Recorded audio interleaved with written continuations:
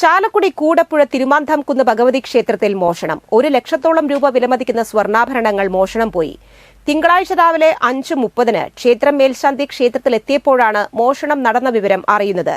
ക്ഷേത്രത്തിന്റെ ഓട് പൊളിച്ചാണ് മോഷണം നടത്തിയിരിക്കുന്നത്. ശ്രീകോവിലിന്റെ 2 പൂട്ട് തകർത്ത ശേഷമാണ് മോഷ്ടാവ് അകത്ത് കടന്നിരിക്കുന്നത്. സ്ഥിരമായി ഭഗവതിയെ ചാർത്തുന്ന മരതകക്കല്ലിന്റെ പതക്കവും നെക്ലേസ് മാലയും കൂടാതെ സ്ഥിരമായി ഉപയോഗിക്കുന്ന പട്ടും താലിയുമാണ് മോഷണം പോയിരിക്കുന്നത്.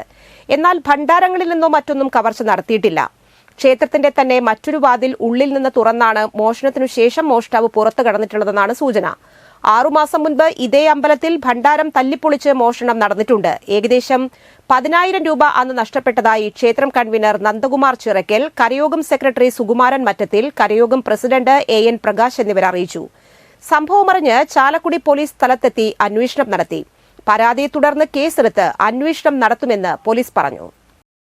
വൈകിട്ട് ഒരു 7 മണിയോട് കൂടിയിട്ട് അടച്ചുപോയി. ഇന്ന് കാലത്ത് അമ്പലം ഒരു 5:30 മണിയോട് കൂടി വന്ന് തുറന്നപ്പോഴാണ് ഇവിടെ മോഷണശ്രമം നടന്നതായിട്ട് കണ്ടത്.